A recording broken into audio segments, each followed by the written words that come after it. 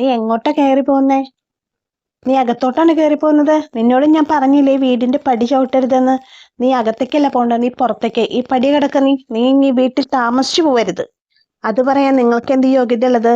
ഇവള് സച്ചിയുടെ ഭാര്യ. സച്ചി എവിടെ ജീവിക്കുന്നു അവിടെ രേവതിയും ജീവിക്കും. ഇത് ഇവള് താമസിക്കേണ്ട വീട്, എന്റെ വീടാ. ഇത് നിന്റെ വീടല്ല, ഇത് ചന്ദ്രമതിയുടെ വീടാ എന്ന് ആര് പറഞ്ഞു? നിങ്ങളുടെ വീടെന്ന് ആര് പറഞ്ഞു? ഇവിടെ നിങ്ങളല്ല, ഞങ്ങളും താമസിക്കേണ്ട ആൾക്കാർ തന്നെയാ. ശരി, നീ ഇവളെയും കൊണ്ട് ഇവിടെ താമസിച്ചോ, ഞാൻ ഇവിടുന്ന് ഇറങ്ങിത്തരാം. അത് മതിയല്ലോ.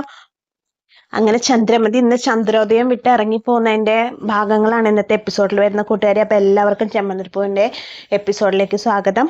അപ്പോൾ സച്ചി പറയേണ്ട വിവരങ്ങളെല്ലാം രവീന്ദ്രനോട് പറയേണ്ട എന്തൊക്കെയാണ് സംഭവിച്ചതെന്നൊക്കെ പറയണ്ടേ. പക്ഷെ ശരത്തിനെ പറ്റി പറയുമ്പോഴും ആരും ശരത്തിനെ അനുകൂലിച്ച് സംസാരിക്കുന്നില്ല. എല്ലാവരും ശരത്ത് തെറ്റ് ചെയ്തു എന്ന് തന്നെയാണ് പറയുന്നത്. അവിടെ സച്ചി രവതി ഒറ്റപ്പെട്ട് പോവാണ്. അത് കഴിഞ്ഞിട്ട് ശ്രീകാന്ത് പറയുന്നുണ്ട്, സച്ചേട്ടാ എന്തൊക്കെ സച്ചേട്ടൻ ന്യായീകരിച്ചാലും ശരത്ത് ചെയ്ത് തെറ്റ് തന്നെയാണ്. ശരത്ത് ഒരിക്കലും ഇങ്ങനെ ചെയ്യാൻ പാടില്ലായിരുന്നു. വർഷി അത് തന്നെയാണ് പറയണത്. അവനെ കള്ളനായിട്ട് ഇവർ ചിത്രീകരിച്ചു വിരേനെ വിളിച്ചുകൊണ്ടായിട്ട് അവന് മാപ്പ് പറയിപ്പിക്കാന്നില്ലേ, അല്ലാണ്ട് പൈസ മോഷ്ടിക്കാനോ ചെയ്യുക? അവൻ ചെയ്ത് തെറ്റ് തന്നെയാണ് രവതി ചേച്ചി. എന്ത് വന്നാലും ശരത്തിനെ ഞങ്ങൾ ന്യായീകരിക്കില്ല എന്നൊക്കെ പറയണ ശ്രുതിയും സുധിയും എല്ലാവരും ശരത്തിനെ ന്യായീകരിക്കാതെ അവരെ കൂട്ടു നിൽക്കാതെയാണ് സംസാരിക്കുമ്പോൾ ചന്ദ്രമതിക്ക് അവിടെ വിജയിച്ച ഭാവമാണ്. കാരണം എല്ലാവരും ചന്ദ്രമതിയെ സപ്പോർട്ട് ചെയ്തിട്ടാണ് സംസാരിക്കുന്നത്. രവീന്ദ്രൻ അടക്കം. രവീന്ദ്രൻ പറയുന്നുണ്ട്, ശരത്തിനെ ഞാൻ എൻ്റെ മോനെ പോലെ കണക്കാക്കിയത്. ശരത്തിന്റെ അച്ഛൻ മരിക്കുമ്പോൾ അദ്ദേഹം ആ കുടുംബം എൻ്റെ കയ്യിൽ ഏൽപ്പിച്ച പോലെയാണ് എനിക്ക് തോന്നിയത്. ഞാനത് കാരണം ശരത്തിനെ എൻ്റെ മോനെ പോലെ ഞാൻ വളർത്തിയത്. പക്ഷെ അവനിങ്ങനെ ചെയ്തപ്പോൾ എനിക്കതൊരു വലിയ വേദനയായി. ഞാൻ ഒരിക്കലും അവനെ ഞാൻ അനുകൂലിച്ച് സംസാരിക്കില്ല. അവൻ ചെയ്ത് തെറ്റ് തന്നെയാന്ന് പറയുന്നത് രവീന്ദ്രൻ. അങ്ങനെ എല്ലാവരും ശരത്തിനെ പ്രതികൂലമായിട്ട് സംസാരിക്കുമ്പോഴും സച്ചി പ്രതീക്ഷ വിടുന്നില്ല. അത് കഴിഞ്ഞ് ഇവര് സംസാരിച്ചുകൊണ്ടിരിക്കുന്ന സമയത്താണ് പെട്ടെന്ന് പോലീസിന്റെ ഒരു ബൈക്ക് വന്ന് നിൽക്കുന്നത്. 2 പോലീസുകാർ ഇറങ്ങി കയറി വരാണ്.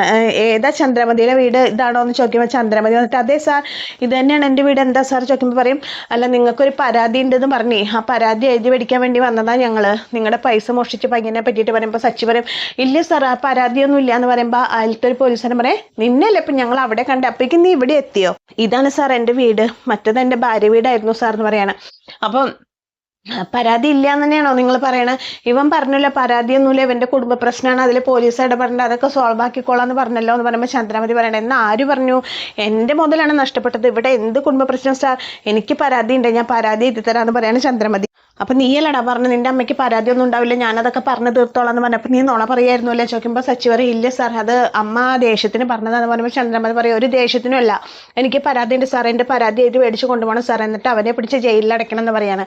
ഇത് കേൾക്കുമ്പോൾ രേവതി ആകെ പേടിച്ചിട്ട് പറയും, അയ്യോ അമ്മേ പരാതി പറയല്ലേ അമ്മേ, ശരത്തിന്റെ ഭാവിക്ക് അത് അപകടം അമ്മേ, അവന്റെ ഭാവി നഷ്ടപ്പെടാം, അവന് ഇനി പഠിക്കാൻ പറ്റില്ല, അവനൊരു ജോലിക്ക് കയറാൻ പറ്റില്ല, ചെയ്യരുത് അമ്മേ, ഞാൻ അമ്മയുടെ കാല് പിടിക്കാന്നൊക്കെ പറയണം. ഒന്ന് മാറി നിൽക്കടി, നിന്റെ ഈ പൂങ്കണ്ണീരുണ്ടൊന്നും എൻ്റെ മനസ്സറിയുന്നു നീ വിചാരിക്കണ്ട. അവൻ തെറ്റ് ചെയ്തിട്ടുണ്ടെങ്കിൽ അവൻ ജയിൽ ശിക്ഷ അനുഭവിക്കുക തന്നെ വേണം എന്ന് പറയാണ് ചന്ദ്രമതി. അപ്പൊ സച്ചി പോയിട്ട് പറയണം, അച്ഛാ ഒന്ന് പറയച്ച അമ്മോട്, ഒരിക്കലും ഇങ്ങനെ ചെയ്യരുതെന്ന് പറയച്ച, അവൻ ചെറിയ കുട്ടിയല്ലേ അച്ഛാ, അവനൊരു അബദ്ധം പറ്റി, അത് തിരുത്തുക നമ്മളൊരു അവസരം കൊടുക്കണ്ടേ അച്ഛാ, അവന് പരീക്ഷ എഴുതാൻ പറ്റില്ല അച്ഛാ, അവൻ്റെ ഭാവി എന്താവും, അവന് തുടർന്ന് പഠിക്കാൻ പറ്റില്ലല്ലോ അച്ഛാ എന്നൊക്കെ പറയാണ് സച്ചി. ഒന്ന് പറയാച്ചാ പറയുമ്പോൾ രവീന്ദ്രൻ പറയാം, ഇല്ല മോനെ സച്ചി എനിക്കിതിലൊന്നും ചെയ്യാനില്ല, കാരണം അവനെതിരെ എല്ലാ തെളിവുകളും ഉണ്ട്, അച്ഛൻ ഇതിലൊന്നും പറയാനില്ല എന്ന് പറയണം. അപ്പോൾ അവിടെയും ചന്ദ്ര ജയിച്ചു. അപ്പോൾ രേവതി കരഞ്ഞുകൊണ്ട് ശ്രുതിയുടെ അടുത്ത് പോയിട്ട് പറയണ, ശ്രുതി ഒന്ന് പറ ശ്രുതി, ശരത്തിനെതിരെ പരാതി കൊടുക്കരുതെന്ന്, നീ പറഞ്ഞു കഴിഞ്ഞിട്ടുണ്ടെങ്കിൽ അമ്മ കേൾക്കോ ശ്രുതി, ഒന്ന് പറയുമ്പോൾ ശ്രുതി പറയും, ഞാൻ പറയില്ല, നിന്റെ അനിയൻ മോഷ്ടിച്ചിട്ടുണ്ടെങ്കിൽ നിന്റെ അനിയൻ ജയിലിൽ കിടക്കട്ടെ, എന്താ ശ്രുതി ഇങ്ങനെ പറയണം, അവന്റെ ഭാവി എന്താവും, നീ അതെന്താ ചിന്തിക്കാത്ത പറയുമ്പോൾ ശ്രുതി പറയും, അവന്റെ ഭാവിയെ പറ്റി അവന് ചിന്ത ഉണ്ടായിരുന്നെങ്കിൽ അവൻ ഈ പണി ചെയ്യില്ലായിരുന്നല്ലോ, ഇനി മേലാക്കം അവനൊരു തെറ്റ് ആവർത്തിക്കാതിരിക്കണം എന്നുണ്ടെങ്കിൽ അവൻ ഇതിന്റെ ശിക്ഷ അനുഭവിച്ചേ പറ്റൂ, അവൻ ജയിലിൽ കിടക്കട്ടെ, ഞാൻ പറയില്ല ആന്റിയോട് പരാതി കൊടുക്കണ്ടെന്ന് ഞാൻ പറയില്ല. അവന്റെ ശ്രുതിയും രേവതീനെ കൈയൊഴിയാണ്. അങ്ങനെ എല്ലാവരും രേവതീനെ കൈയൊഴിയാണ്. അങ്ങനെ ചന്ദ്ര പറയണ ഞാൻ പരാതി കൊടുക്കും എന്ന് പറയുമ്പോൾ വർഷി ശ്രീകാന്തും ഒക്കെ നിസ്സഹായരാണ് കേട്ടോ. ആര് പറഞ്ഞാലും ചന്ദ്രമതി കേൾക്കില്ല. അങ്ങനെ ചന്ദ്രമതി പോലീസിന് പരാതി എഴുതിയത് ഇങ്ങനെ ശരത്തിനെതിരെയുള്ള പരാതിയിൽ ഒപ്പിട്ടിട്ട് പോലീസിന് അത് കൊടുക്കുകയാണ്. അങ്ങനെ ശരത്തിനെതിരെയുള്ള പരാതി പോലീസ് സ്റ്റേഷനിലേക്ക് പോയി. പോലീസുകാർ അതുകൊണ്ട് പോയി പോണ വഴിക്ക് അവർ പറയുന്നുണ്ട്, അതെ അവൻ എവിടെ പോയി ഒളിച്ചാലും അവനോട് വേഗം സ്റ്റേഷനിൽ വരാൻ പറ, നീ അവനെ സ്റ്റേഷനിൽ ഹാജരാക്കണം കേട്ടോ, പോലീസിനെ ഒളിച്ചും പാത്തും ജീവിക്കാൻ അവൻ്റെ പ്ലാൻ എന്നുണ്ടെങ്കിൽ അവൻ അതിന് വലിയ വില കൊടുക്കേണ്ടി വരും എന്നൊക്കെ പറയാണ് പോലീസുകാർ സച്ചിയോട്.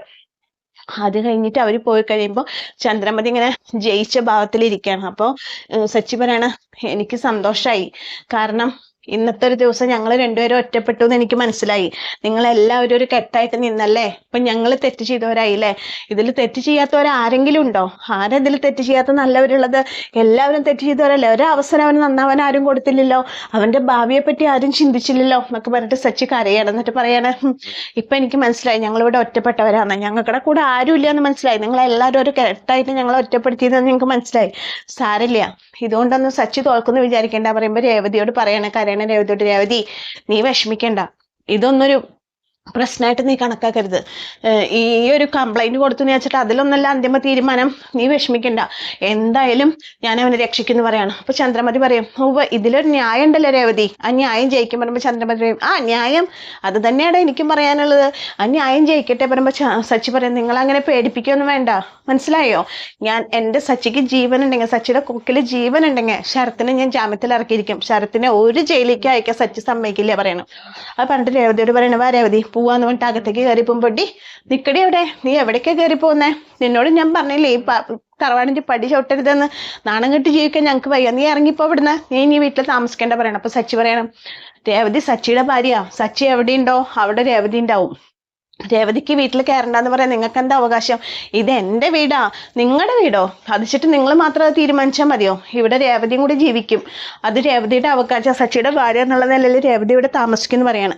അപ്പൊ ചന്ദ്രമതി പറയും, അത് ഞാൻ സമ്മതിക്കില്ല പറയുമ്പോൾ രവീന്ദ്രനോട് പറയും, രവിയേട്ടാ നോക്ക് പറയണ അവൾ ഇവിടെ താമസിക്കുന്നു പറയുമ്പോൾ രവീന്ദ്രൻ പറയും, ചന്ദ്രേ നീ മിണ്ടാതിരിക്കെ, നീ പറഞ്ഞു ശരത്തിനെതിരെയുള്ള തെറ്റുകൾ പറഞ്ഞു, അതൊക്കെ ഞങ്ങൾ അംഗീകരിച്ചു, ശരത്തിനെതിരെ നീ കംപ്ലൈന്റും കൊടുത്തു, പക്ഷേ രേവതിനെ ഇവിടുന്ന് പറഞ്ഞു വിടാൻ നിനക്ക് യാതൊരുവിധ ചോയ്സില്ല, കാരണം രേവതിയുടെ ഭാഗത്ത് യാതൊരുവിധ തെറ്റൂല, രേവതി ഒരു തെറ്റും ചെയ്യാത്തവളാണ്, രേവതിയുടെ അനിയൻ ചെയ്ത തെറ്റിന് രേവതിനെ ശിക്ഷിക്കേണ്ട ആവശ്യമില്ല. അപ്പൊ വർഷി സിംഗ് അന്ന് പറഞ്ഞു, ശരിയാണ് രേവതി ചേച്ചി എന്ത് പഴിച്ചു, ചേച്ചി ഇങ്ങനെ കരഞ്ഞ് ഇമോഷണലായി ഇരുന്നിട്ട് എന്താ കാര്യം, രേവതി ചേച്ചി ഒരു തെറ്റും ചെയ്തിട്ടില്ലേ, ശരത്ത് ചെയ്ത തെറ്റിനെ എന്തിനാ രേവതി ചേച്ചി പറഞ്ഞു വിടണം എന്ന് പറഞ്ഞിട്ട് രേവതിക്ക് അനുകൂലമായി ശ്രീകാന്തും വർഷയും രവീന്ദ്രനും സംസാരിക്കണം.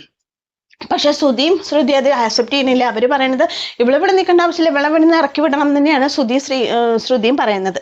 പക്ഷെ രവീന്ദ്രൻ സമ്മതിക്കില്ല. അപ്പൊ ഇത് കേൾക്കുമ്പോൾ ചന്ദ്രൻ പറയും, ഓഹോ അപ്പൊ നിങ്ങൾ ഇവൾക്ക് അനുകൂലമാണല്ലേ, ആയിക്കോട്ടെ അവൾ ഇവിടെ താമസിച്ചോട്ടെ, ഞാനിവിടെ നിന്ന് ഇറങ്ങിക്കോളാം, അവള് താമസിക്കുന്ന വീട്ടിൽ എന്തായാലും ചന്ദ്രമതി ഇനി താമസിക്കില്ല, ചന്ദ്രമതി ഇനി ചന്ദ്രോദയത്തിന്റെ പടി ചവിട്ടണം എന്നുണ്ടെങ്കിൽ ഇവളിവിടെ ഉണ്ടാവരുത് എന്ന് പറഞ്ഞിട്ട് ചന്ദ്രമതി റൂമിലേക്ക് പോവാണ്. റൂമിൽ പോയി പെട്ടിയൊക്കെ പാക്ക് ചെയ്തു. അപ്പൊ ശ്രുതിയും പറയണ്ട, എൻ്റെ അമ്മ എന്തിനാ ഇവിടെ പോണേ, അവളല്ലേ പോണ്ട, അവളെ ചവിട്ടി പുറത്താക്കമ്മേ, അമ്മ പോണ്ടെന്നൊക്കെ പറയണ ശ്രുതി.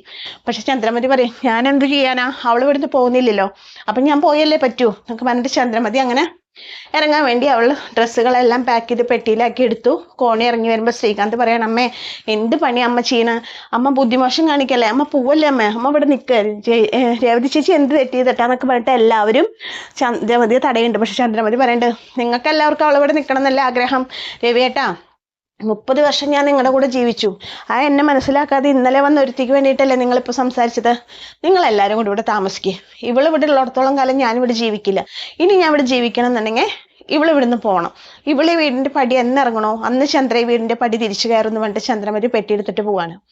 ചന്ദ്രമതി പെട്ടിയെടുത്ത് ഇറങ്ങിപ്പോകുമ്പോൾ രവീന്ദ്രൻ ഇങ്ങനെ പൂമുഖത്ത് പോയിട്ട് വളരെയധികം വിഷമിച്ചിട്ട് നിൽക്കാണ്.